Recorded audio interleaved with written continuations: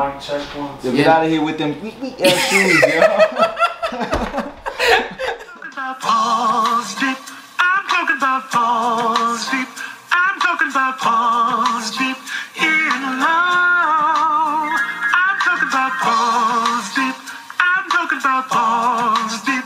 I'm talking about balls deep in love.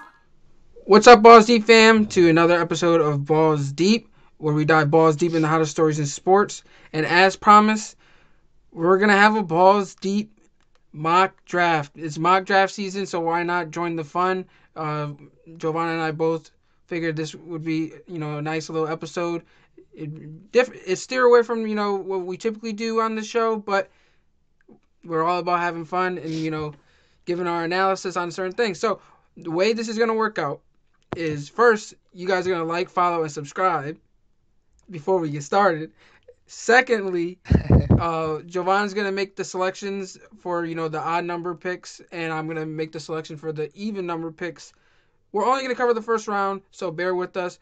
This mock draft isn't going to consist of trades. It makes it easier that way. But we might, point out that certain picks that we are making could be up for trading and things like that. So I hope you guys are ready, because this is going to be some fun. And I mean, we're ready to get started. So if Jovan, you want to get started with the Jacksonville Jaguars being on the clock with the number one pick. Yeah. So this one is pretty easy, honestly. Probably the easiest pick in the draft. It seems to be the general consensus of, everyone, every, owner, GM, people who do analytics on ESPN, everywhere. Everybody seems to think that Trevor Lawrence is the guaranteed first pick. And I agree 100%.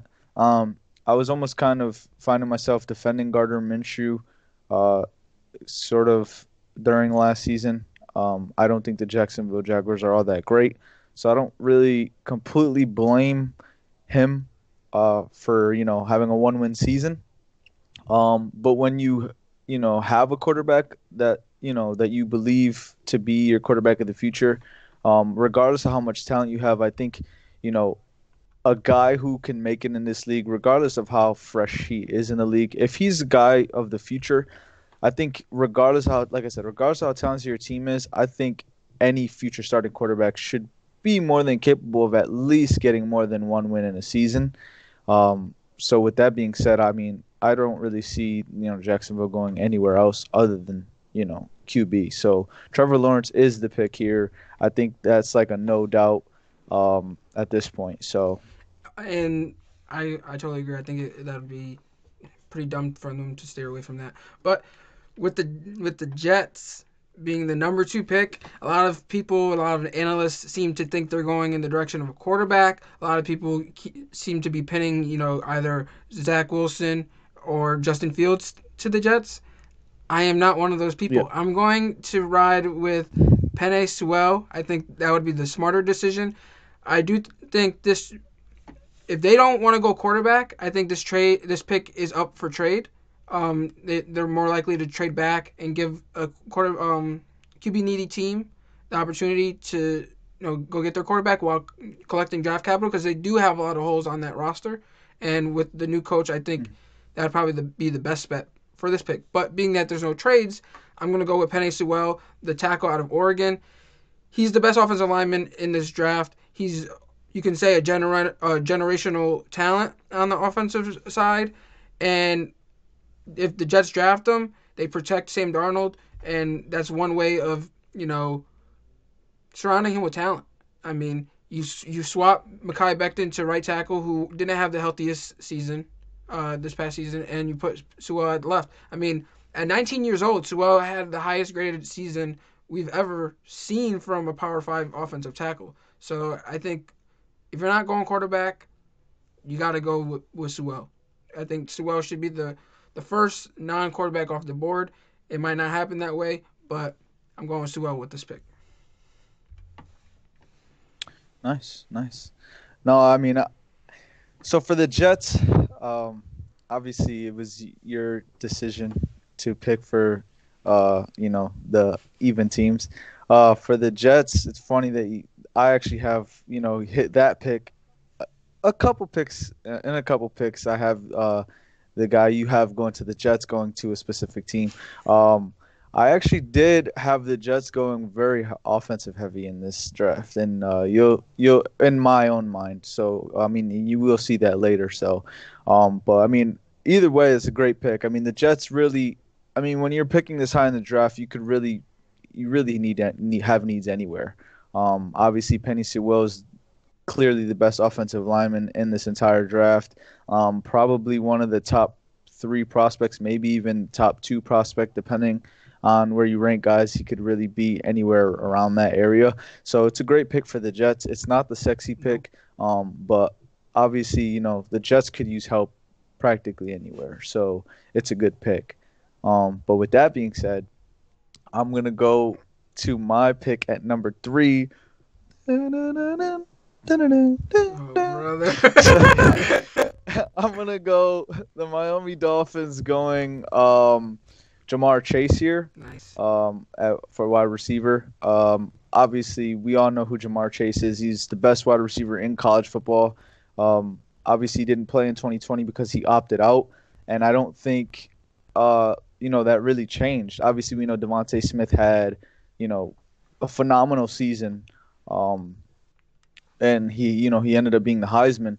But even then, when you get to the next level, regardless of how well he did last year, he's not just automatically gonna jump and be the number 1 receiver. And that's more specifically because there are still real concerns about, his size. And regardless of how well he did in college, and maybe he put to bed most of those, but a lot of scouts are still going to kind of hinder on that. So although I do think he made a jump, I don't think he made a big enough jump to, dethrone Jamar Chase as the best wide receiver, especially considering I think the best person at, having a chance to dethrone him as the best wide receiver in college football was Jalen Waddle. And obviously he had his ankle injury, so I think that made him slide a little bit. So with that being said, I mean, the Miami Dolphins, they have Tua. He could use some weapons. They're a rebuilding team. I think Jamar Chase and getting that number 1 wideout would be huge for Miami this next year, and obviously years to come. So I think he's the pick for the Dolphins. I do think he's the best receiver in this class for sure. Devontae Smith balled out this season, no question about it. They had very similar numbers. I do believe Devontae Smith had more receptions or more targets this season than Chase did this season prior. And there's less concerns about his body type as well. People are concerned about Devontae Smith's being too small. I'm not really too concerned about it because of players like Marvin Harrison and Isaac Bruce coming out of college with a similar frame. So I wouldn't go that far into it, but I do think Jamar Chase is the number 1 receiver. People are even saying that he might be the second best playmaker in this draft behind Kyle Pitts. If not, Kyle Pitts is number 2 to Jamar Chase. And he's a hybrid that can play either receiver or tight end. But we could talk about him more down the road. With the Falcons, this is going to be the very first interesting pick of this draft. So with the Falcons, they can steer in many different directions. They can pick their quarterback of the future, which is very likely because Matt Ryan is aging and probably has 1 or 2 years left in Atlanta. And they definitely need defense. Definitely. I think this pick would be, if they're going defense, I think this pick is up for trade. And I think they trade back. If not, I think it's likely that they go quarterback. But that's where, I don't know. So Justin Fields, I love this landing spot for him in Atlanta, but I'm not going with him. We know that Atlanta has an ability to draft very differently. They have an out of the box thinking when it comes to drafting. They have a new regime in there, and I think with Arthur Smith going there, I think Matt Ryan. Part of the reason why he went there was because of Matt Ryan, and why not go out and get Matt Ryan some more weapons? He already has Julio Jones. He already has Calvin Ridley, who took that leap of faith or that big leap from last year to this year. I'm gonna go Jalen Waddle with this pick. Jalen Waddle, with his build, seems to be, a slot guy, quote unquote, what people say. They say he's the closest thing to Tyreek Hill as we're gonna get. He was projected to, have a better season than Devontae Smith in the first 4 games before his injury. So should he have not been injured, and you project his numbers from those games throughout the whole season, he could, have a better season than him. But I'm gonna go with Jalen Waddle this pick. I think the more the merrier. You have Calvin Ridley, Julio Jones, Jalen Waddle. They're a infatuation with Alabama receivers, so why not add another one? Oh, very true. No, I mean that's a great pick for the Falcons. I mean, kind of like you said, you don't think this is a place that they stay. I kind of agree with that. And really, that's what made this mock draft, I feel like, so hard for me. That was the toughest part. Is there were a few teams that I saw where they were picking, and I couldn't really picture them staying where they were. The Falcons were one of them. It happened to me a few later picks, and I really didn't know who to pick for that certain teams because I'm like, I don't even imagine them staying put here. So, but yeah, I mean, I completely agree. We know that the Falcons, I mean, if anything, the Falcons are the team that love the sexy pick. I don't know that if I'm them, I necessarily go wide receiver, but they do love their Bama wide receivers. Clearly, their offense, I mean, I said it last year when I was breaking around the NFC South. The Falcons' defense is usually the issue because their offense never has any problems getting going, yet it kind of was flipped last season and it was the opposite. So, I mean, it wouldn't surprise me if the Falcons go, offense here, although I do think they could use some defensive help. Yeah, for sure. And obviously, to go from there, my pick for number 5 for the Bengals is the guy that you had mentioned earlier, who I said would come up in a few picks, and that's offensive tackle Penei Sewell from Oregon. Obviously, like we both said, one of the best players in the draft, top 3, arguably top 2, because I really don't think anybody's better than Trevor Lawrence, at least not as an NFL prospect. Yeah. Well, like I said, the best offensive lineman by far, and if any team has a bigger need in this entire first round, it's Cincinnati Bengals for O-line. I mean, they rank 30th in, Pro Football Focus for O-line, and that was with Joe Burrow taking 32 sacks, which was tied for second, and 42 QB hits, which is tied for 5th most over the first 11 weeks of his career, prior to his injury. And, I mean, he was obviously – taking that many hits and kind of, being on the run so consistently throughout your first 11 games of the season. I mean, it's possible his injury could have been avoided if he got a little bit more protection. I mean, I think that's clear and obvious to everyone, especially the Bengals. And I mean, when you go and draft a guy like Joe Burrow to be your quarterback of the future, now you got to put people around him to protect him and protect, that investment. And I think Penei Sewell will be the perfect guy for them to get at number 5. That's assuming the Jets don't go him and he's there. You know what I mean? I agree with you. This is a perfect landing spot for Sewell. But being that Sewell's off the board in this mock draft, who are you going with? So if I did have to say, I might have to steal one of my later picks from a different team, because I do think 100% if Penei Sewell is gone, I think the Cincinnati Bengals go wide receiver. I think, obviously, aside from the offensive line help, they do need to, put weapons around Joe Burrow as well. That's another thing that, with A.J. Green, obviously, kind of wanting out and, kind of getting up there in age in general, they need a new wide receiver one. I think a guy like, Jalen Waddle would be perfect. Even Devontae Smith, at number 5, maybe a little bit of a reach, but really, I mean, we don't know. It's kind of many unknowns with Devontae right now. So I think they would end up going wide receiver. Not really 100% sure. Who? No. So what I'm saying is, we're basically mocking it so that as if the draft is happening. So Sewell's off the board, Waddle's off the board. Who are the Bengals going with? They going Devontae Smith, is what you're saying? Yeah, I mean, they might have to. Like I said, I don't see them picking any other O lineman this high at 5. So Devontae Smith's the pick. So it would have to be a wide receiver. So it'd have to be Devontae Smith. Alrighty. So Devontae Smith is the pick. And I agree with you. I mean, they definitely need offensive line, and there's no one worthy of a top 5 pick at offensive line, in my opinion, besides Sewell. So you have to get receivers, and even though they don't necessarily need receivers, because they have Higgins and Boyd, and you can always use more weapons. It doesn't hurt. But with that being said, the Eagles are on the board. A lot of people are pinpointing, receivers to the Eagles, and I don't see it happening. Especially because they, as much as they need it, they need defense as well. They need offensive line as well.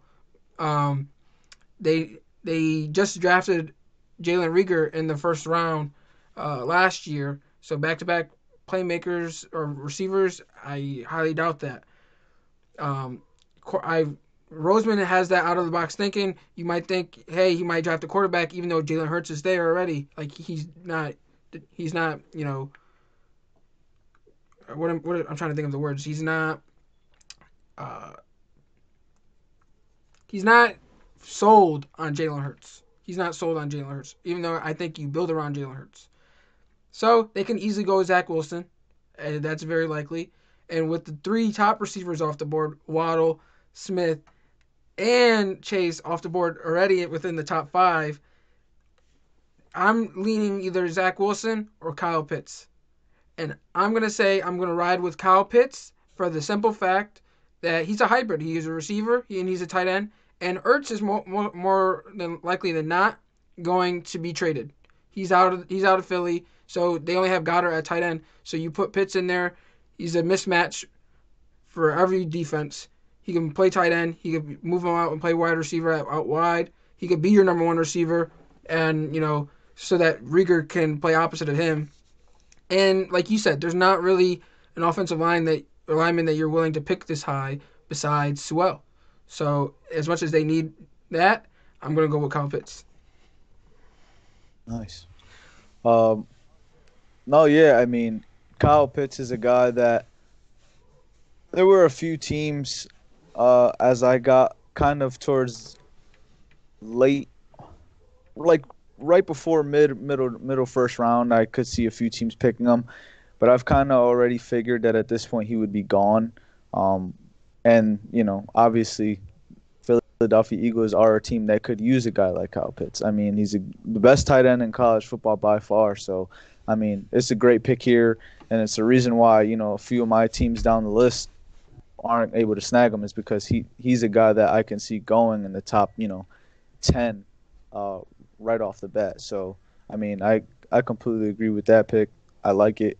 The Eagles definitely – I like Jalen Hurts. Obviously, there's a lot of uncertainty over there, but I think that'd be huge for them to secure a good target like him for a guy like Jalen Hurts. But with that being said, to move on to number 7, which is the Detroit Lions pick, I have them going linebacker Micah Parsons from Penn State. I like that pick. Reason being is the Lions literally ranked last in yards per play allowed last year with 6.3. And so, obviously when you're allowing that many yards of play, you need a guy like Parsons to kind of anchor your defense. And I think he'd be perfect for doing that because the guy has, the athleticism to literally do anything. And with that being said, he has the athleticism to fit any scheme. He can, play the run. He can play the pass. He also has an upside as a pass rusher. Not just, being a guy who can follow running backs and tight ends around. So, I mean, he has a ton of athleticism. And so I think that would be great for the Detroit Lions to secure a guy who can just really anchor down and kind of lead that defense where they need to go. I really like that pick because he's so versatile. You can literally plug and play him anywhere you want, and he's able to do so. A lot of people were so infatuated by Isaiah Simmons last year. I think Micah Parsons is better than Isaiah Simmons, and he's going to prove that. And I think with the Lions needing almost everything, you can't go wrong with that pick. taking best player available, and you don't necessarily need a quarterback with having Jared Goff for the future. So why not go defense and pair? They just got Jeffrey Okudah last season. Pair him with Michael Parsons on the defensive end, and that's going to be a nice pick. I mean, their new coach Campbell was talking about biting kneecaps. If you try to bite kneecaps, Parsons is like the perfect candidate for that because dude is a dog. So, so with the Panthers are on the board. I didn't expect these quarterbacks to fall this far for the Carolina, and Carolina seems like they want to be moving in a different direction. From their quarterback position, they seem like they're trying to get rid of Bridgewater, which it makes sense, especially if you're trying to get Deshaun Watson. So, unless they trade for Deshaun Watson, I don't see them getting rid of this pick. And with that pick being up there, I had them originally picking Mac Jones, but with these two quarterbacks falling on their lap, I personally prefer Justin Fields over Zach Wilson. I feel like people are very infatuated by Zach Wilson's ability and his potential. I mean, he showed flashes last year. He's almost a Kyler Murray build in a sense. I'm getting like Kyler Murray, Johnny Manziel vibes from this guy, and he's talented. Don't get me wrong. I just question his ability against those top defenses that he did play because his numbers weren't as good when he was playing those top defenses in comparison to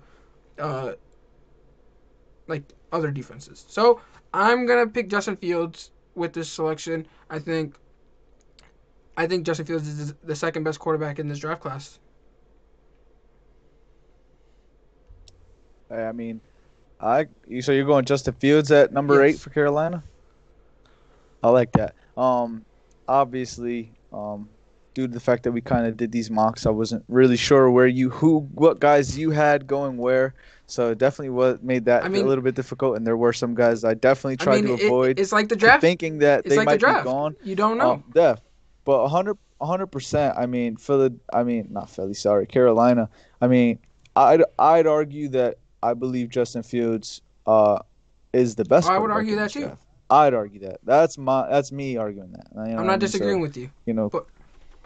And so with that being said, at 8 for the Carolina Panthers, I think that he's a steal, honestly, because I think he's arguably the best quarterback in the draft. Obviously, most people aren't saying that, but that's how I feel. I think especially the fact that he has the ability to extend plays, use his feet, run the ball, on top of the fact that defenses will also have to worry about the fact that Christian McCaffrey is so versatile. You got to worry about that option. So at that point, you don't at any given play, you're not sure whose ball is, whose hand the ball is going to be in. And so that alone is, really scary. His pass accuracy is really good, especially people question, his deep ball. Honestly, I think he put on a clinic in the game against Clemson in the college football playoffs. So you questioning his deep ball accuracy it blows my mind, because that, if you want to look at a prime example, look at that game. Dude was throwing dimes downfield. Like he's really smart. His IQ's there. You got Matt Rule who just came from the college football, from coaching college football, so he has a familiar offense that he can help him adjust fairly quickly. You plug Justin Fields there with McCaffrey. You have DJ Moore, Robbie Anderson. So he has some offensive weapons, and he's going to help stretch the field. They're not going to be as predictable either. 100%. No, I agree. And honestly, I completely agree with you, because, if anybody had doubts, I feel like, Justin Fields really silenced the doubters in that game against Clemson, because he really ate them alive. And not only that, but he showed kind of the grit that he has as well, due to the fact that he got injured and he still completed that game and, had one of the best games of not only that season but his college career against one of the best college football teams. I feel like what makes it so difficult for teams to pick a guy like Justin Fields is, one, not only is he a mobile quarterback, or not a mobile quarterback because he's versatile, he can do both, but he's also from the Ohio State, and I feel like that tends to scare people away from picking a quarterback because, if we look at it, not very many quarterbacks have worked out from the Ohio State, and I say that as an Ohio State fan. I know that, but I think he's one of the guys that kind of can and will change that narrative. I think he can end up being one of the best players from this He's the best entire quarterback draft. talent to come out of Ohio State, and that's Definitely, saying and with Haskins having a huge season. I mean, I don't know. I think it's huge, and not only that, but just the prospect of, you know, Panthers being the landing spot for him would be great, because I'd hate to see kind of the same situation which happened to a guy like Haskins, or plenty of other quarterbacks that got drafted to other teams from other programs. It's like you get put in a position where it's hard to win, and then people already have those doubts. So once you kind of don't perform, even if your situation is shitty, it's like that second chance is they don't come around all that often like that for guys who already have those doubts. So I think the Panthers would be a great place for him to come in right away and kind of not, I'm not saying he's going to go out there and have an MVP season, but at least strive right away so that it's like, okay, this guy can be a quarterback one in the future. Let's stick with him. So with the Broncos now on the clock at 9, who you riding with?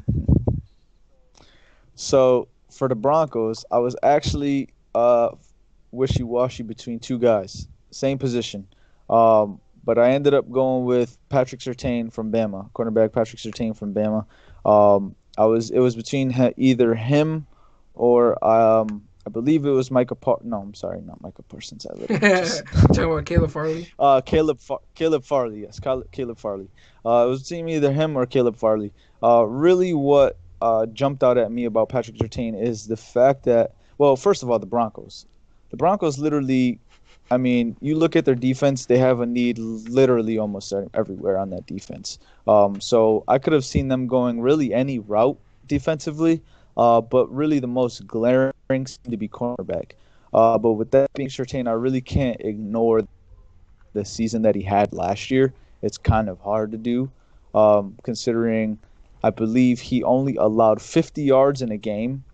Allowed 50 yards in a game 0 times last season, and was penalized also 0 times last season, which is huge. Obviously transitioning into the NFL, I think the biggest question that people have about Patrick Surtain is his, athletic ability, because compared to like a lot of other cornerbacks, he doesn't really have that like jump out the gym athleticism. Yeah. But he has great ball skills. Obviously, like I said, he's, a very disciplined guy, being penalized 0 times. His mirroring ability is, second to none. He's a really great corner. I mean, he's complete. So I think right here, if the Broncos do decide to go corner, which I think they will, I think the pick will be Patrick Surtain. Good pick. I mean, you took my pick for 10. So I'm the Cowboys right now, and I'm thinking like, damn, you just stole our guy. And they need everything. And it might, you talk about the Falcons loving the flashy pick. The Cowboys with Jerry Jones as their owner loves a flashy pick, just hence the Ezekiel Elliott selection a few years ago. So it seemed to pan out for them, so you can't really question that. But now, does he go and make the flashy pick and get Zach Wilson? Now that he's available on the board, because they that's less they have to pay at quarterback. We already know what's going on with Dak and the Cowboys. They might have to franchise tag him again, but they seem very committed to Dak. So I'm not going to select Zach Wilson with this pick, but they do need defense. We know they need corners, and you took my pick at corner. So I might go Farley with this one. They do need defensive line.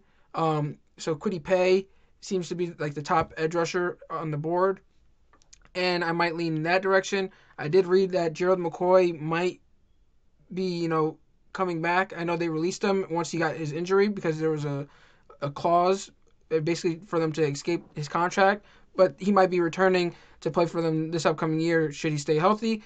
So with that rumor being said, and Pitts being off the board, because I would have picked Pitts, even though they don't need any more weapons. They do need offensive line with Slater still there too, but I'm going to go with Caleb Farley. I think Caleb Farley is a perfect match. We already know how bad that defense was, even when Dak was playing. They have Diggs that they drafted last year in the second round, which I think, yes, it will be a young corner duo, but I think it'll be a very talented young corner duo with a lot of potential. So Farley, I think, is a perfect match for these guys.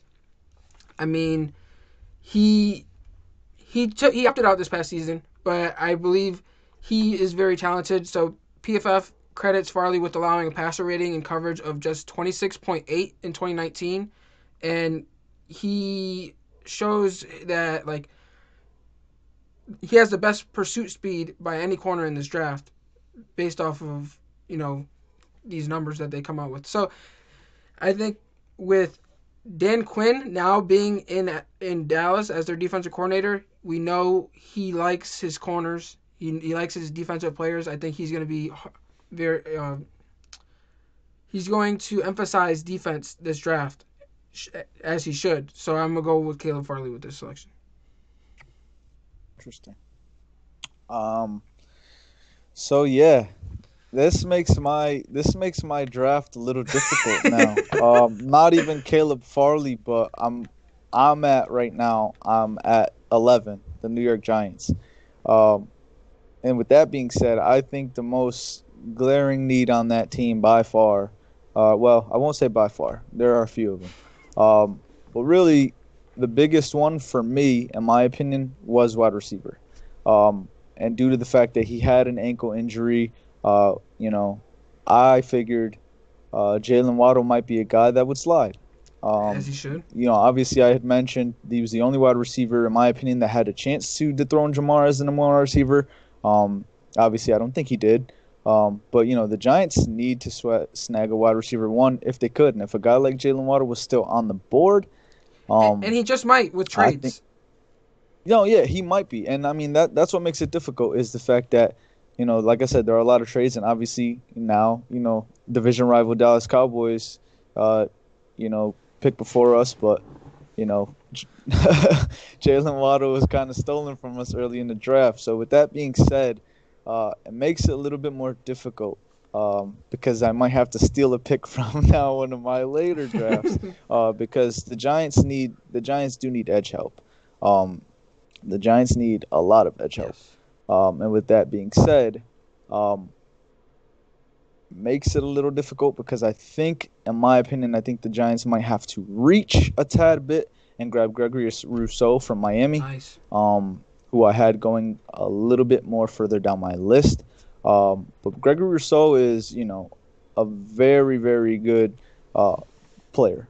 The difficult part about grading Rousseau, though, is that he's such a raw talent. Because, in 2020 he did opt out. And so we only have him with one college football season under his belt, and that's 2019. But in 2019, he had 15 and a half sacks. I mean, so he's a young guy with a shit ton of upside. So going to a team like the Giants who, need an edge rusher, it's possibly a guy who they can plug in right away and get him some, professional reps. He's very young, so he's a raw talent. Like I said, he's very, very raw.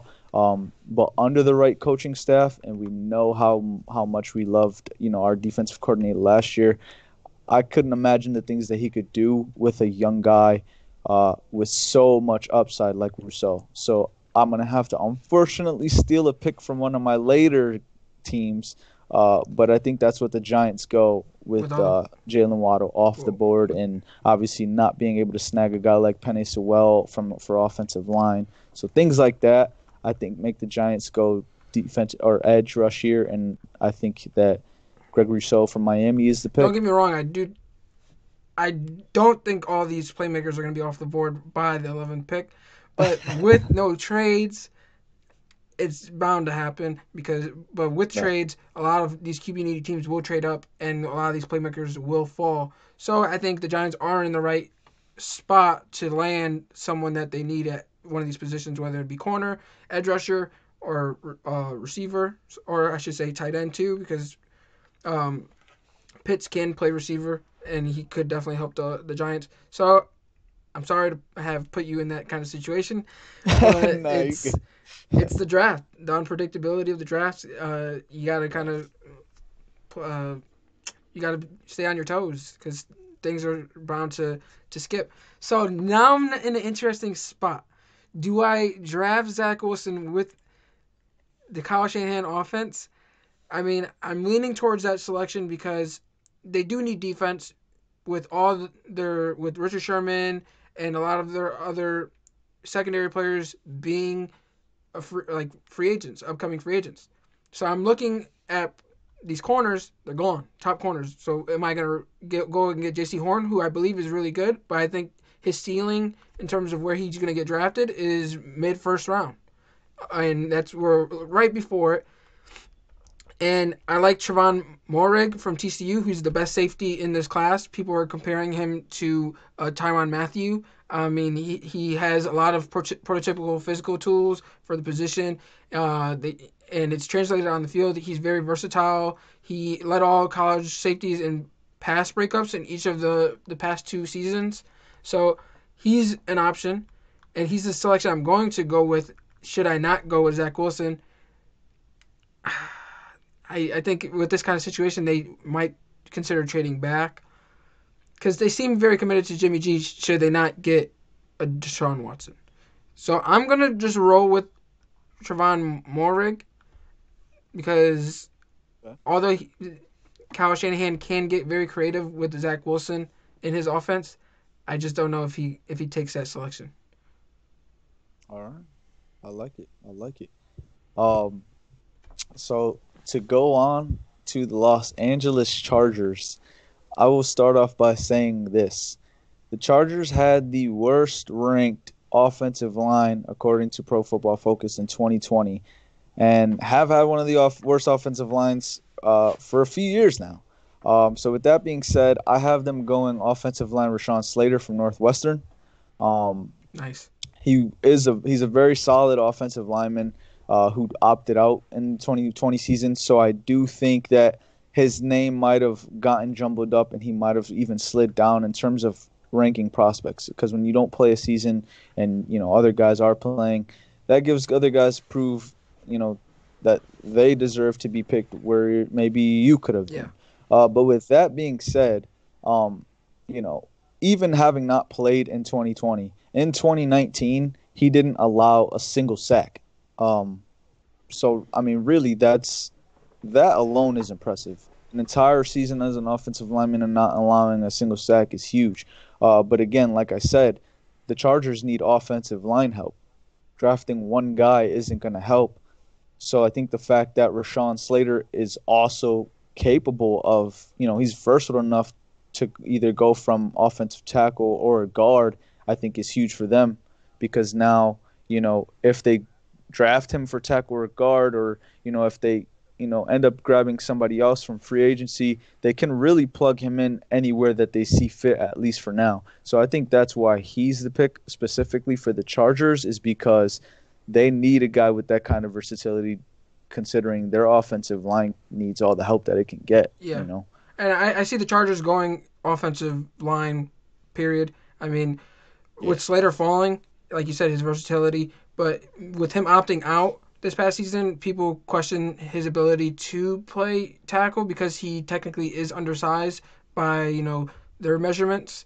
And he wasn't able to put additional tape to prove that he can be a tackle in the NFL. So I say they draft him and plug him where they need him, like you said. But they need as much help on the offensive line as possible, especially if they're trying to protect Justin Herbert, because they have the weapons on offense. They just need to they need to give him time to make his selections. So I'm not disagreeing with the pick. I think they're lucky that he fell. And a team, that selects after them, which I'm out of select for right now, could have definitely used someone like him, which is the Minnesota Vikings. And that's because in terms of offensive line, they're just as bad. And we spoke on the episode this past Tuesday with Isaiah saying that a possible landing spot for Orlando Brown, who wants to play left tackle, would be the Minnesota Vikings. And I think that would be a really good landing spot. But should that not happen because we don't know where he's going. And Slater's off the board. Do I go out and reach for a Darrell, who's the next best tackle on the board? I am not. One glaring need that the Vikings need outside of offensive line is corner, which we know the top two corners are off the board, and edge rusher. And there's one edge rusher, I should say. Let me spit it out for you. That's on the board that I mentioned earlier that was the number one guy on my board, which is Kwity Paye out of Michigan. He has the potential to play inside or out. And when I say out, like he can play edge or he can play inside defensive lineman. And he has potential in itself. So he has everything that you could want physically for an every down defensive lineman. And he just didn't get to put it all together on tape, but he has the potential to. So with the right coaching, and I think this is a perfect scenario because Mike Zimmer is a defensive coach. That's where his strength lies. I think he'll definitely make strides moving forward. So I'm gonna go with Kwity Paye. Oh man, Devin, you're killing me this draft. You're killing me. Why? That was your next pick? That was literally not my next pick, but Devin is making me have to call a few audibles. Obviously, that's a great pick. Considering it was a pick I had a few picks from now. But with that being said, I'll just move into my New England Patriots pick for now, and I'll obviously break down how Devin fucked up my draft later on. With that being said, I will thank Devin for not picking Mac Jones a little bit earlier because I had no idea who I was going to pick for the Pats up until maybe exactly when we were recording this. I mean, because I don't. Zach Wilson's still on the board. Honest, Dev. But with that being said, I don't think that the Patriots pick here. I think the Patriots move up. I honestly think the Patriots trade up a few times. Yeah. I think they might even trade up again into the first round.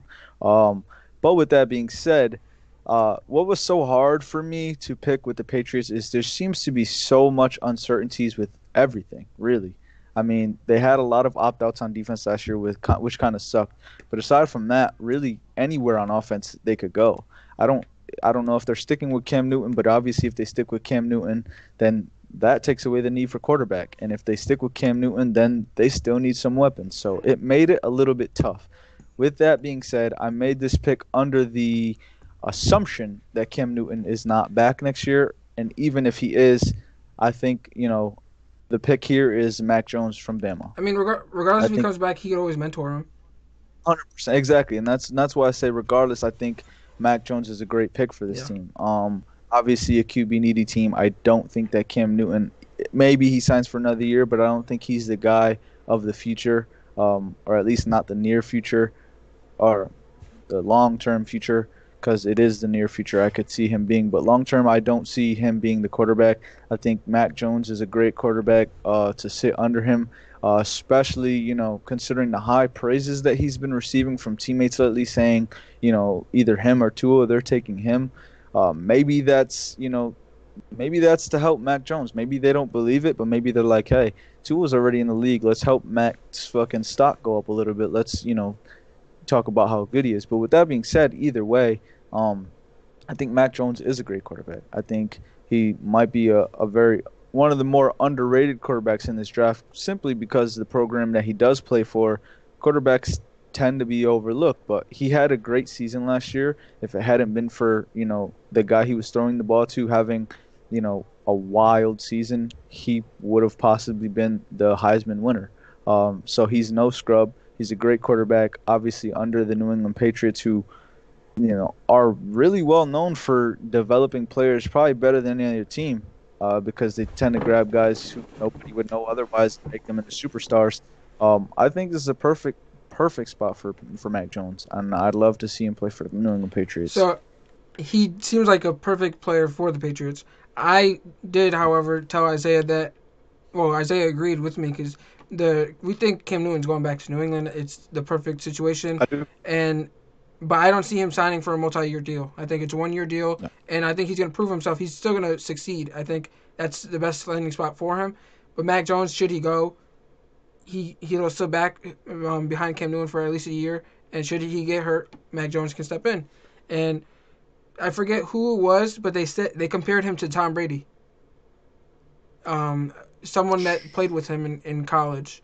Yeah, said he was a more versatile Tom Brady, if I'm not mistaken. More mobile Tom Brady. So okay. That's high praise. Even though it might be a stretch, it's very high praise, and he seems like a perfect fit for the Patriots. If I was the Patriots, being that I think Cam Newton's coming back, I would have went, with someone like Rashad Bateman, the receiver, because we already know how much help they need in that aspect. But Mac Jones, I can't dispute that. But with Zach Wilson still being there, I question whether they pivot and go with the Zach Wilson.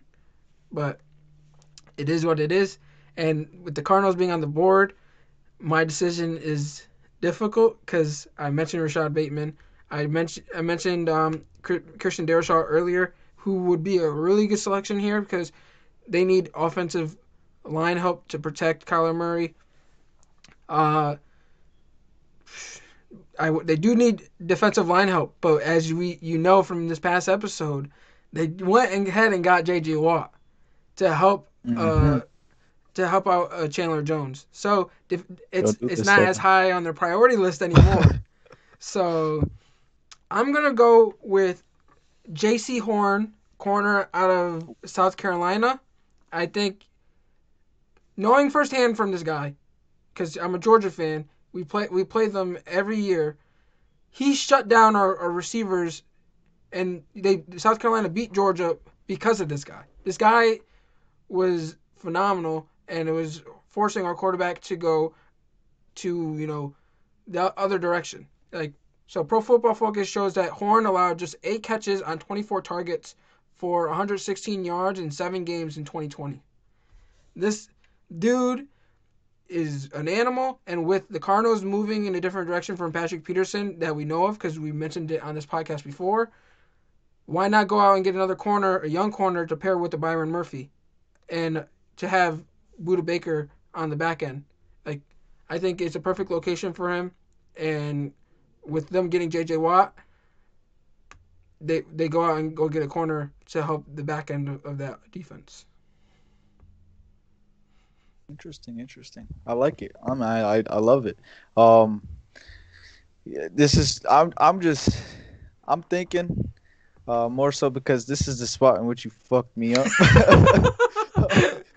But with that being said, for the Las Vegas Raiders, they're another team that seems to need kind of a lot of help on the defensive side of the ball, and more specifically defensive linemen. And this is where I obviously had them going Kwity Paye. He's unbelievable, freakish athlete with the ability to move from either interior or edge. He lacks a little bit of the next level like pass rushing moves. But a lot of people have said that even in those aspects he has improved in those aspects tremendously. So that's obviously a good thing to hear. But with that being said, I'm still going to stick with D-line here. Unfortunately, though, I'm going to have to, go next best option, and that's going to be Christian Barmore from Bama. I had him going a lot later. I did think that he was going to get picked later in this draft and be a steal, but he is an animal. I think he's a guy who can make immediate impact on really any team that he goes to. But with that being said, I think he's one of the most NFL-ready prospects in this entire draft. You know what I mean? He had 88.9 Pro Football Focus rating in 2020. So I think here the Raiders go interior defensive lineman and try to get at least the first piece of what they're going to need, because really it's just that defense. I mean, mostly. Yeah. They need help elsewhere on offense. They could use a tight end. They could use offensive line. But I think the most glaring need is that edge and defensive line. So I'm going to go Barmore because I do think in those positions he is, like I said, the most NFL ready and I think best available. Yeah, so I think that's a really good pick. I'm not saying he's an Aaron Donald, but I think he can disrupt a pocket very similar to how a younger Aaron Donald had when he first came into the league. Now, that's what I'm going to say. I'm not saying he's Aaron Donald, but he has the potential to be such a player. Now, I mentioned him before when we were talking about the college football championship, how Ohio State was going to have to eliminate him if they wanted a chance to win because he was able to disrupt the pocket very easily, especially this past season. So I like that pick. Now with the Dolphins, you picked earlier in this draft for the Dolphins, you picked Jamar Chase, which was a glaring need for them. So now you have Jamar Chase and you have Devontae Parker at receiver. You got Mike Gesicki at tight end. I'm sure they'll go get a running back either in this draft, later in this draft, or in free agency. They have the cap space for it. Other needs for them are right tackle, safety, and interior offensive line. So I was looking at someone on the defensive end to select for them, but I'm just gonna go with the easy pick. I'm gonna just grab the top offensive lineman still left on the board, which is Christian Darrell out of Virginia Tech. So Darrell turned in the second highest graded season from a Power 5 tackle in a massive breakout 2020 season. So he's an easy people mover that few are going through. So it's hard to get past him in a sense. He had a really good season this past season, and they need offensive line help desperately. So if they're not getting Sewell with the number 3 pick, they're going to get the best offensive lineman available on the board, which is right now Christian Darrell. So that's my selection. So now Washington football team at this point is scrambling because the Miami Dolphins just selected Christian Darrell out of Virginia Tech, which was a big need for them.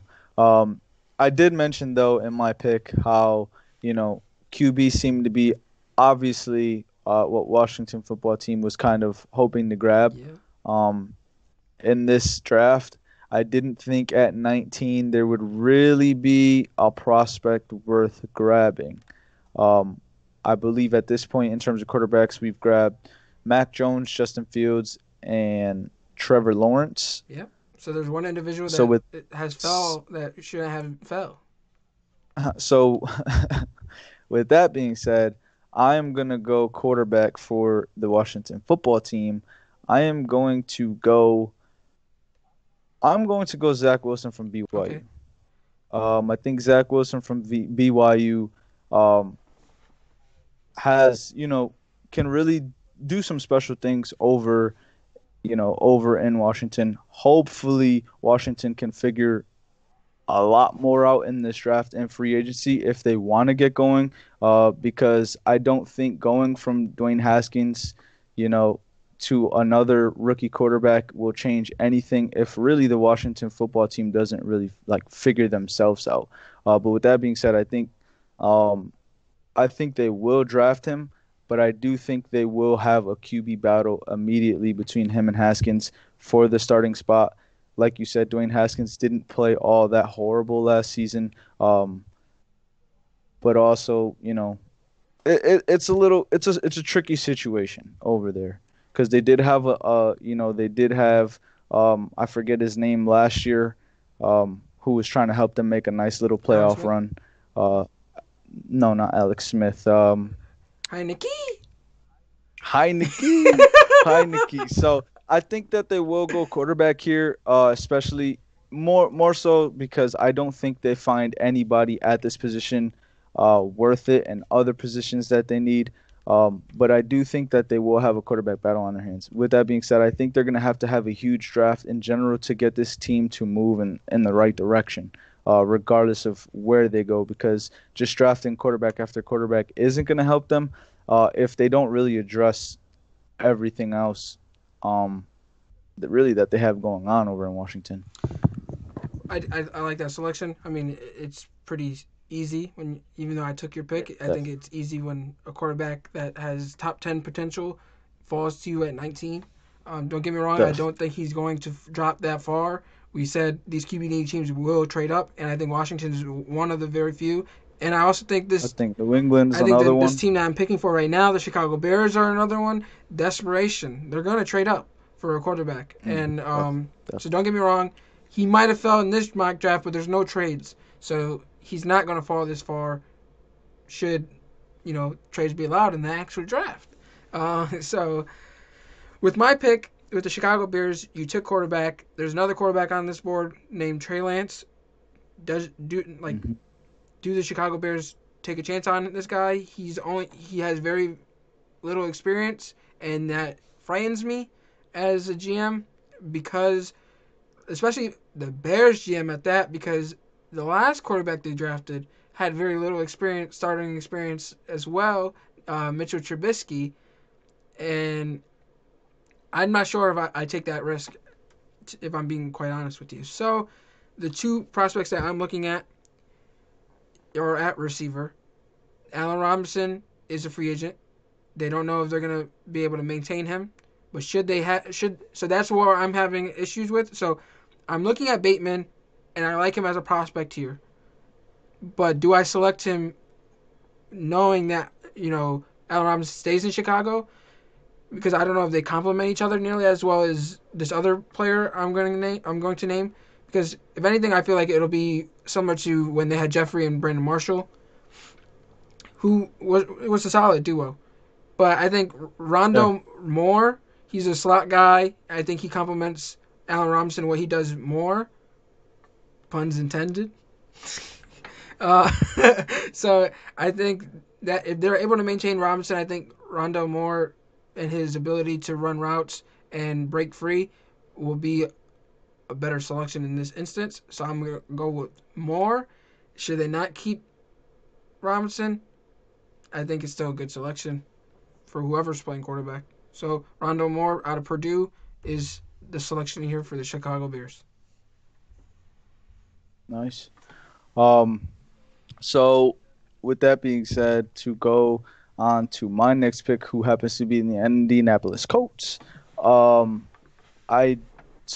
Just to say, Greg Rousseau, defensive end from Miami, was my pick here. And obviously you had him going, I forget exactly where, but you did have him going earlier in this round. So at this point, that's no longer the option for the Colts. Oh, no, you picked him to the Giants. Oh, yeah, I picked him to the Giants. Sorry. With that being said, I don't think that is their most glaring need. However, I do think that their most glaring need at this position, I didn't see any guys that they would want to grab at this number for that position. I figure any guy that they wanted to get, they could probably grab trading up, higher in the second, or even just with their regular second pick. But with that being said, offensive tackle is the biggest need for the Colts with Anthony Costanza retiring. I agree. Yeah. So at this point, I think that they're really going to just have to go out there and grab the next best guy offensive line, because that's going to be huge for them, especially just after acquiring their quarterback of the future via trade. They're not going to want to put him in a similar situation in which he kind of just left, and that's a depleted offensive line. So I really think they're going to have no choice but to go here, but to go, I'm kind of leaning either Wyatt Davis from Ohio State or Elijah Vera Tucker. But for the sake of, I'm going to go Wyatt Davis, which does kind of hurt my draft down this list a little bit further. Damn, this one's tough. I'm gonna have to go Elijah Vera Tucker. More so considering Wyatt Davis is more a run stopper, and that's why I have him going later in this draft to a specific team. So I'm gonna go Elijah Vera Davis here, or Elijah Vera Tucker. I'm sorry, I just mixed up both their names. So yeah, I'm gonna go Elijah Vera Tucker. Obviously, like I said, the Colts' biggest need is offensive line with their offensive tackle just having retired. I think he'd be a huge guy that they could maybe plug or not plug in right away on the left side of the offensive line, but maybe have him on the right side. We've seen teams do that in the past where they give their younger prospect reps on the opposite side of the line until they can kind of get him prepared to guard the left side, the blind side of the quarterback. So that's definitely what I can see them doing. It's the biggest need for them. It's the best available right there. I think that's who. I'm happy you went with that selection, not because I had ideas going anywhere else, but I think it makes more sense for them to draft a tackle, and Wyatt Davis is more of a guard. So a guard, I agree, 100%. This is actually the landing spot I mentioned to Isaiah as the best landing spot for Orlando Brown to get traded to for left tackle. He wants to play left tackle, and I said, if you're going to draft offensive line, or especially offensive tackle with your first round pick, why not trade that pick to get a more proven commodity in Orlando Brown? Because anyone you draft with this pick, I don't think is as talented as Orlando Brown. But I like the selection. He's I believe the top tackle, or was the top tackle on the board before you went ahead and picked him. And I can definitely see them starting him on the right and then switching him over to the left, or just throwing him into the into the pits, throw him into the fire, and just say, hey, guard him. And he has the versatility of playing guard as well. Yeah. Should they want to mix things around for depth purposes? So. And that's the reason I could see them putting him at right tackle at least right away, is because he does have versatility.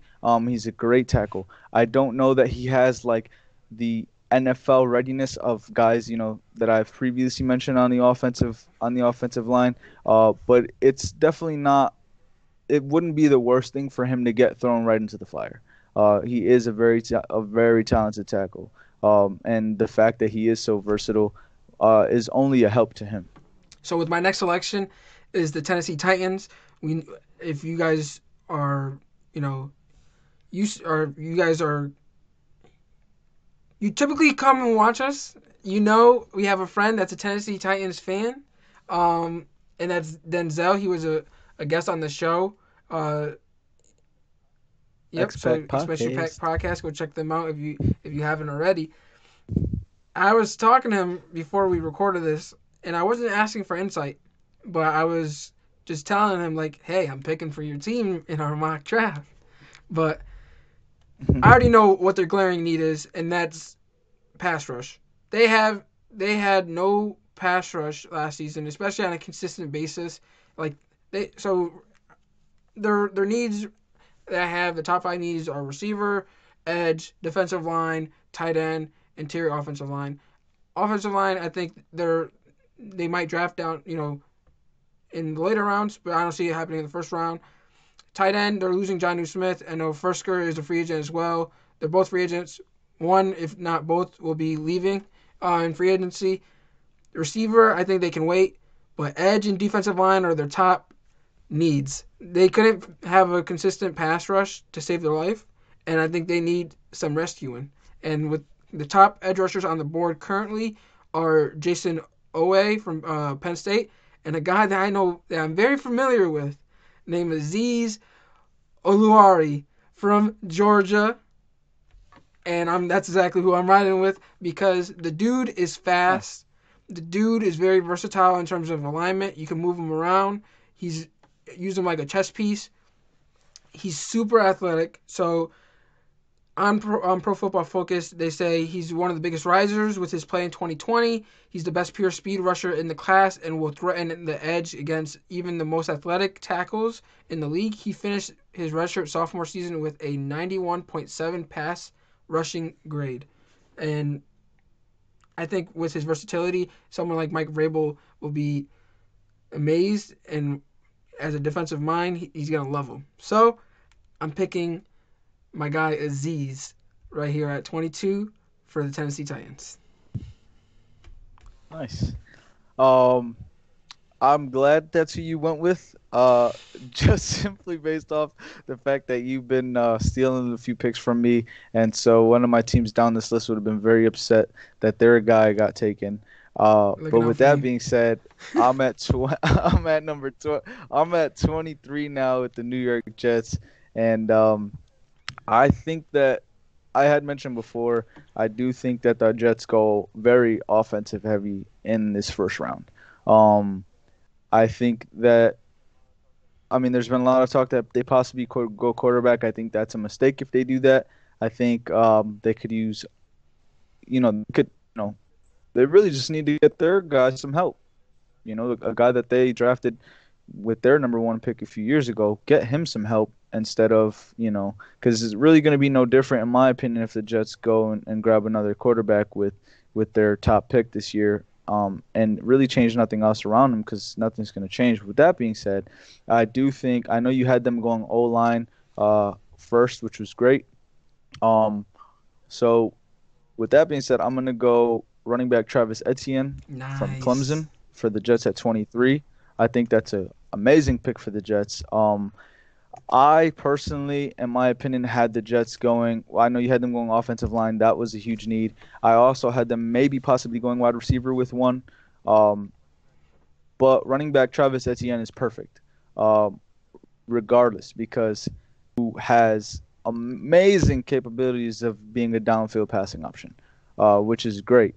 So, I mean, it's almost killing two birds with one stone.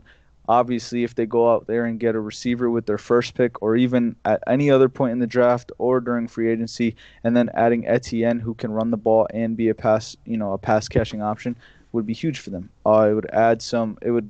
Obviously Etienne allows them to stretch the field a bit. It gives them the option to open up their playbook a bit more and doing a lot more,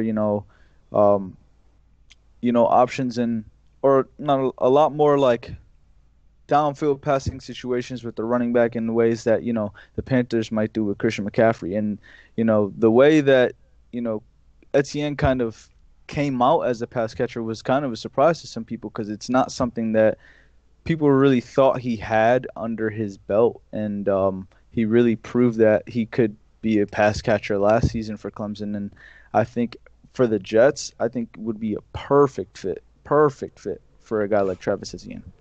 So I'm happy you went with this guy.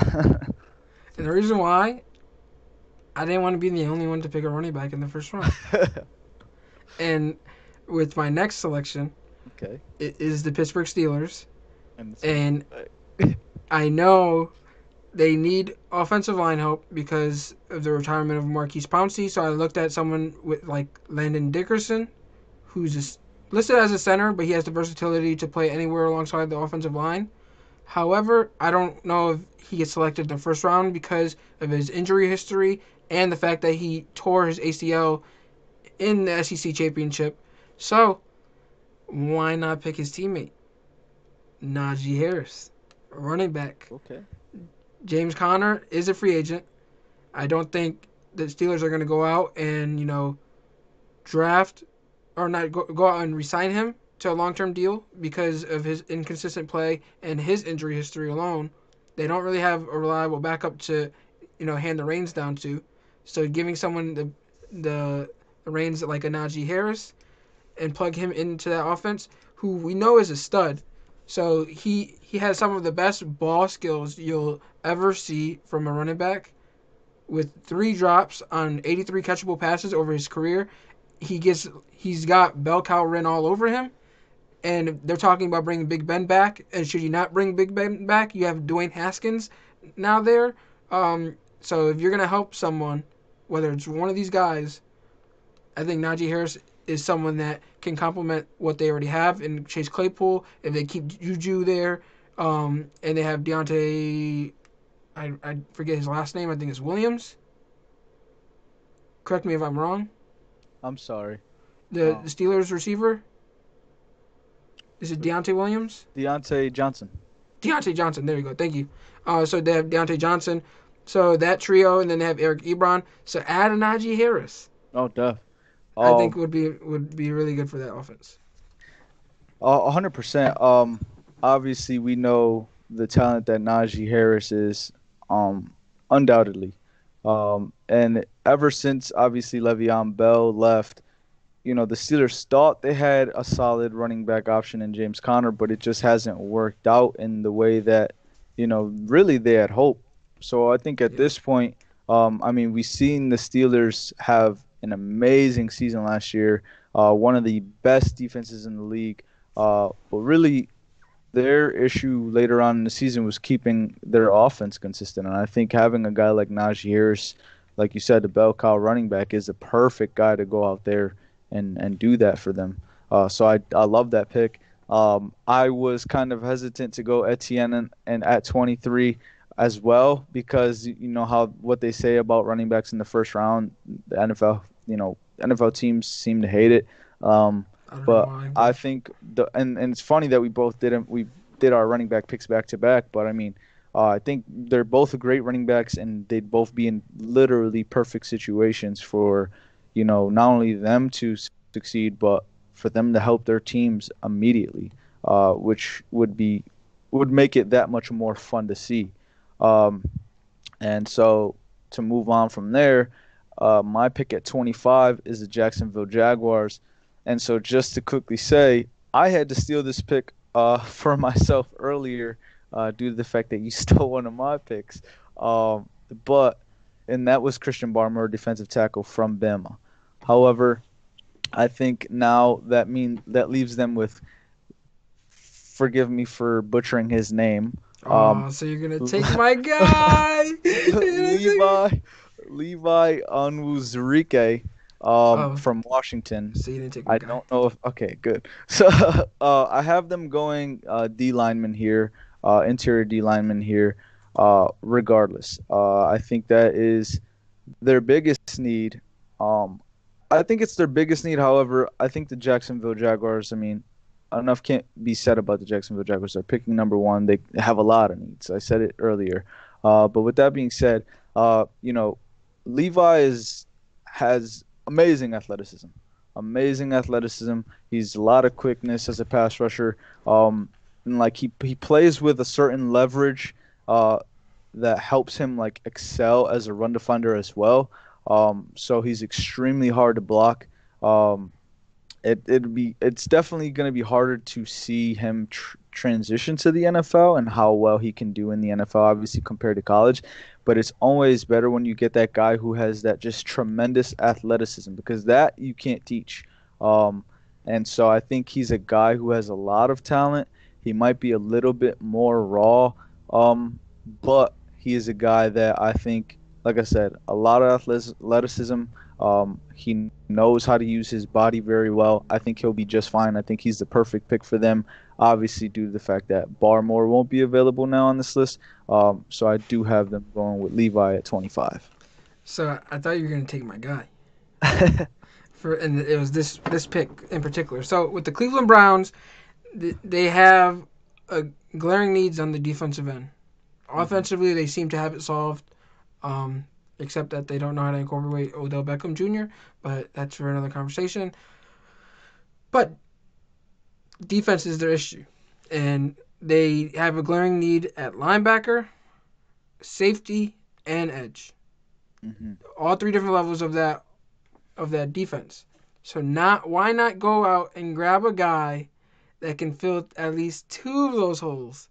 And my guy I'm talking about is linebacker Jeremiah Owusu-Koramoah. Yes, I practiced that. Okay.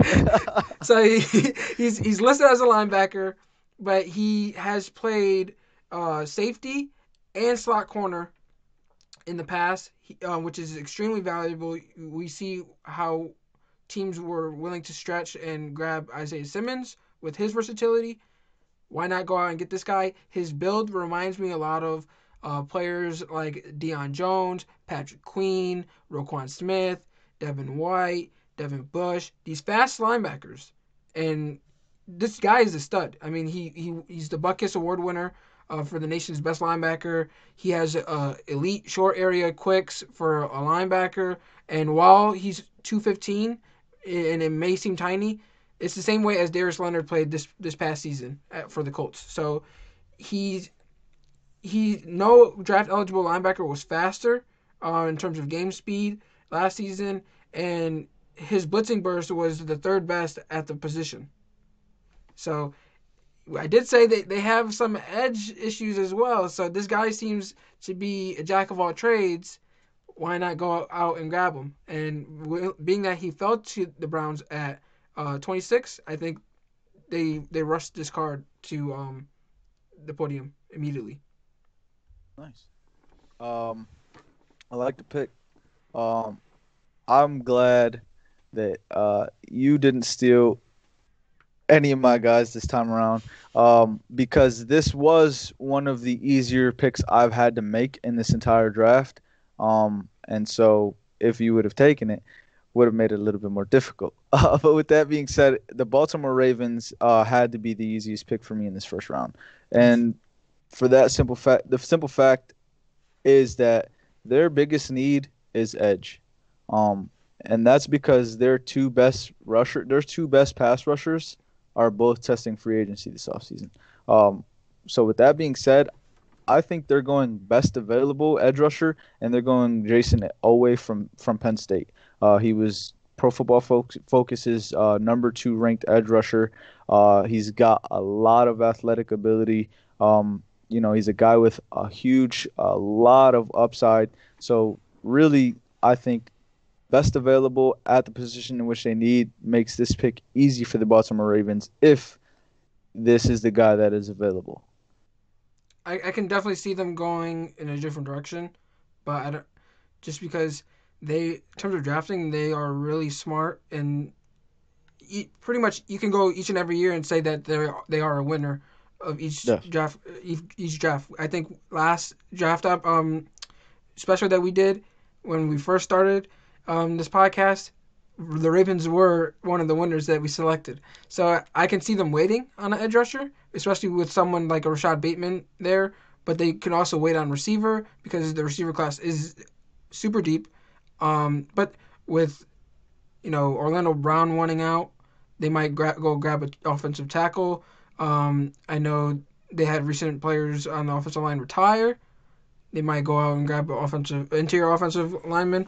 But I like the selection. They seem to know their pass rushers, so if they pick Owe, he's in a really good situation. Yeah, like I said, he's a guy with tons of athletic tools, so yeah, I think he's great for them regardless. I think he's a guy that comes in and can make an immediate impact because, like I said, you can't. Like I said about previous picks, you can't teach that athletic ability.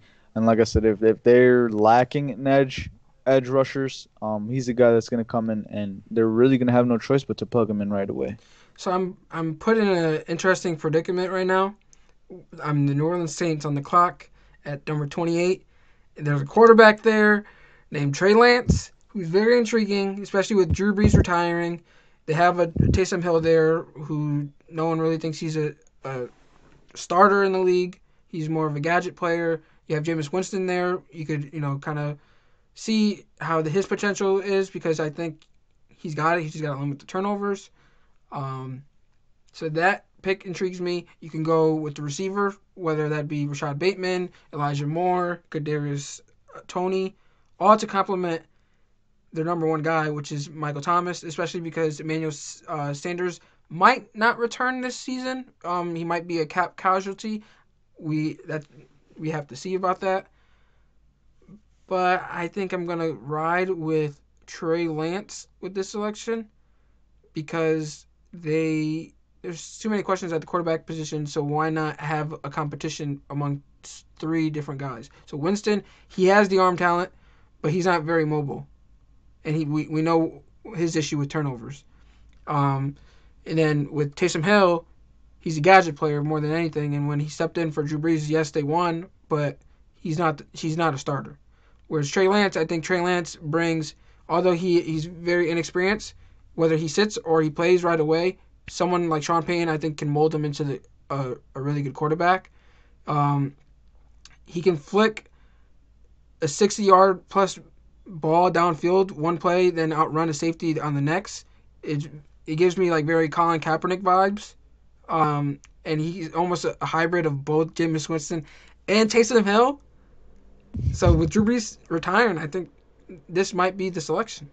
And I that's what I'm going to ride with. Yeah. No, Dev, I mean, when you look at a team like the Saints, it's a similar situation to a few of the teams you see in the first round where there's like so much uncertainty at the quarterback position that you're almost uncertain of like whether you should grab quarterback or you should grab a different glaring need because, you can see them kind of sticking with Jameis Winston and then going somewhere else to maybe on the defensive side of the ball. So it's always difficult to pick for a team that hasn't that's as good as the Saints especially, but has such an uncertainty at the quarterback position. But to go on from there, Green Bay Packers coming in at 29. Obviously they're a very good team. They were very close to making it all the way last year. That's why they're picking at 29. But with that being said, they aren't a perfect team. Packers had one of, if not the worst run defense in the entire league last year. We know. So, with that being said, I think they go interior defensive lineman Aileen Mcneil from North Carolina State. Interesting. He's a very, very great player simply because he's very versatile. He has a ton of upside. First of all, he's one of the best run stoppers in the NFL or in college football. But he's also has the ability to rush the passer as well in a way where he might be a perfectly balanced interior defensive lineman or has the upside and potential to be. Because he is one of the best run stoppers in college football, but he also has one of the fastest steps in college football, and he had pass rushing Pro Football Focus grades of 80.8 and 77.5 in the last 2 seasons respectively.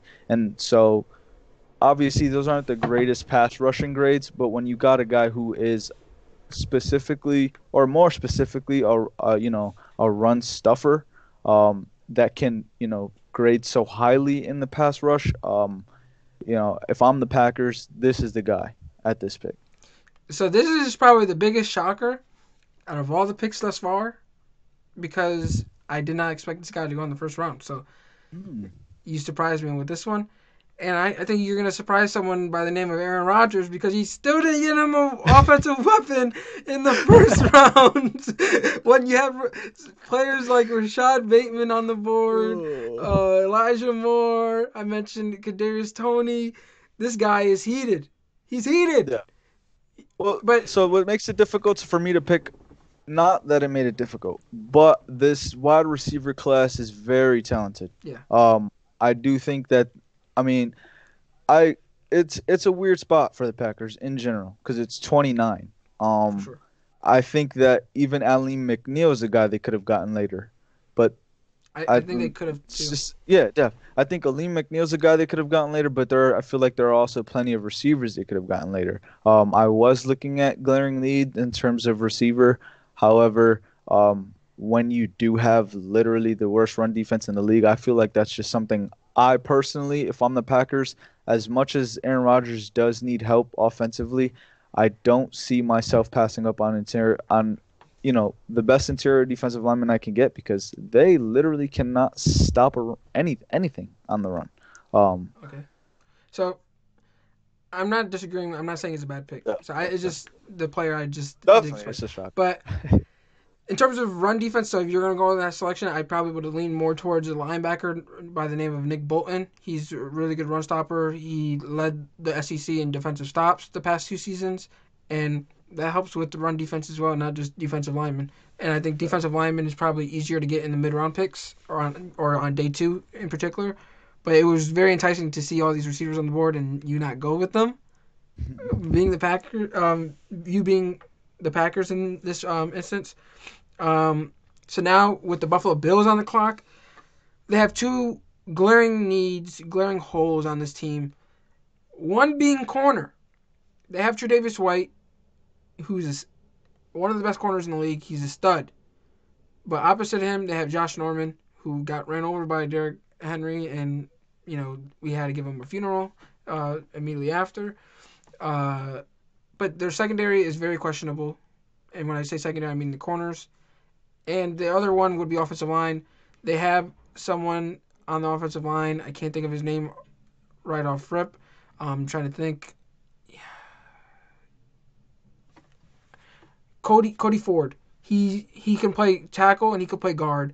So depending on where he goes or where they want to slot him is going to determine whether they go guard or tackle. Because Wyatt Davis is a selection that they can go and push Cody Ford to tackle, or they can go with someone at tackle like a Tevin Jenkins and go and put Cody Ford at guard. Or they can go edge rusher because they do need an edge rusher. And there's someone on there that I would like for them to go. And I like this selection because I'm going to go with someone by the name of Ahsante Samuel Jr. You might know his dad. I do. So Samuel was arguably college football's smoothest athlete at the position. He allowed only 179 yards in 8 games and allowed a passer rating of 46.2. I think he's going to be a very good complement to play across from Tre'Davious White and give him probably one of the best 1-2 duos at the cornerback position.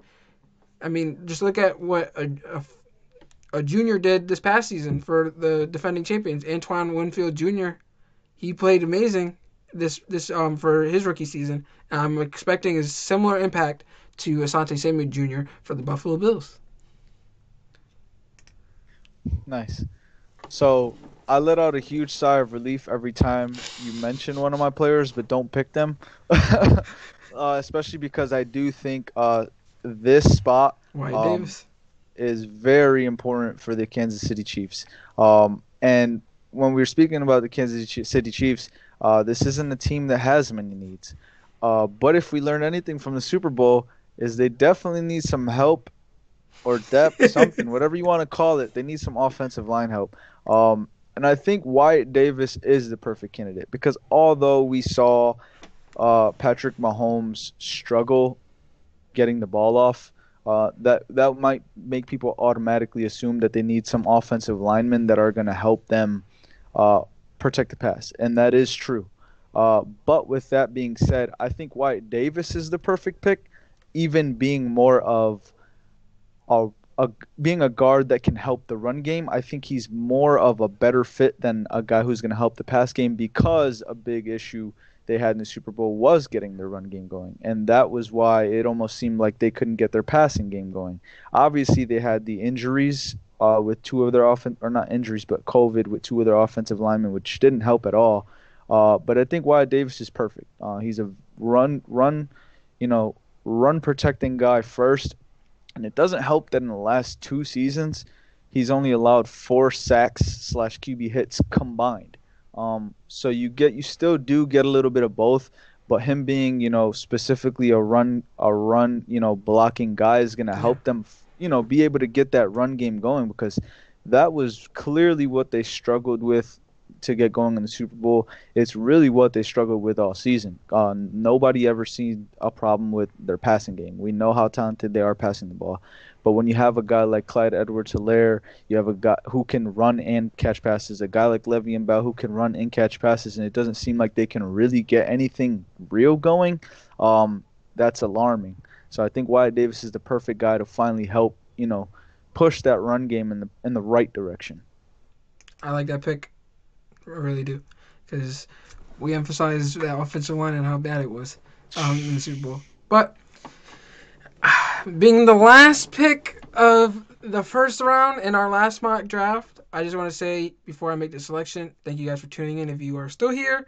And make sure to like, follow, subscribe if you haven't already. Go check out our guys at the Expansion Pack Podcast. Go show love. Go show love to our musicians, RJ Soz and Harv, if you haven't already. And thank you. We appreciate you guys. And I'm surprised Rashad Bateman is still on the board. And although I would like to pick him, I don't expect the Tampa Bay Buccaneers to pick him. And I think they might go offensive line here because they might cut their left tackle for a cap casualty for financial reasons. And he did struggle this past season. But I think there's another need that they have that, in terms of value and best pick or best player available, is why they're going to lean in this direction. So they have a lot of their defensive linemen, a lot of their pass rush are free agents. So Shaq Barrett's a free agent, and Ndamukong Suh's a free agent. Why not go and get the best player available at their edge rusher position, and that's Jalen Phillips? Because you're not going to resign one, if not both. Or you're not going to resign both of these guys in terms of Ndamukong Suh or Shaq Barrett. I think you might not even be able to resign both of them because it's just going to be too heavy on the cap. So why not go get Jalen Phillips, who is a stud? He's got potential. His injury history might, scare some people because there was thoughts that he might have to retire from the game altogether from his concussions in the past. But when he's healthy and he was playing, he showed that why he was once a 5-star recruit. He racked up 36 pressures over his final 7 games. I think this dude is really good, and you just plug him into a championship defense with Todd Bowles. I think that might be scary. He boosted the third best burst from snap to 5 yards out from the line of scrimmage in FBS last season. So that's my selection is Jalen Phillips as the last pick of the first round, last pick of the Balls Deep 1.0 mock draft. And I think we had a successful mock draft, even though I stole a lot of your picks. Forgive me. Oh, too many of them. Forgive me. I'm call all the audibles today. Hey, if you're a GM in the NFL, you gotta call a lot of audibles. Hey, definitely. Hey, I mean, the fact that you were stealing some of my picks, I mean, it only means that there's some good prospects I had going out there to some good teams. So, what I mean? But it definitely made this a little bit more interesting for me. I hope it made it more interesting for the fans. I mean, having to call audibles in the middle of it, obviously having already prepared my complete mock, it's fun to have to kind of be a GM for a second, kind of have to shuffle through stuff as you're going. So yeah. Also, forgive me if I do seem lost at any part of this episode, because doing some GM things over here. Yeah. So the funny thing was with that selection, with the last one, I thought about going with Najee Harris there and drafting someone else for the Steelers, like Landon Dickerson, but I see you took a running back and I was enticed. I was like, maybe I should take him a little bit sooner. But I think this draft was successful for one that doesn't have any trades. There's a lot of guys that fell that I don't think will fall nearly as much because of the trading ability in the actual draft. I would love to do this again, maybe closer to the draft, because we'll know who these teams get in free agency, and we'll know their value, these prospects' value a lot more. So we might have another mock draft episode, a 2.0, closer to the draft, if you guys enjoy this episode. So we shall see, but I hope you guys enjoyed, Balls Deep Mock Draft 1.0, because this was actually pretty fun. I mean, I can't lie. Yeah. And I mean, even then, with more clarity of kind of the directions in which teams are going, we might even, who knows, maybe we'll decide to have the 2.0 draft include some trades, due to the fact that we might have a better idea of where teams are headed. So we might have a better idea of who's trying to move and who's not. And there might be trades already done prior to that. 100%. And we might even mix it up. Maybe I draft odds and you draft evens next time. So it makes it harder, and we got to think on our feet. So we hope you guys enjoyed it. Thank you guys for staying this long and tuning in. As always, until next time, peace. You're talking about balls deep. I'm talking about balls deep. We're talking about balls deep in love. I'm talking about balls deep. My boy's talking about balls deep. We're talking about balls deep in love.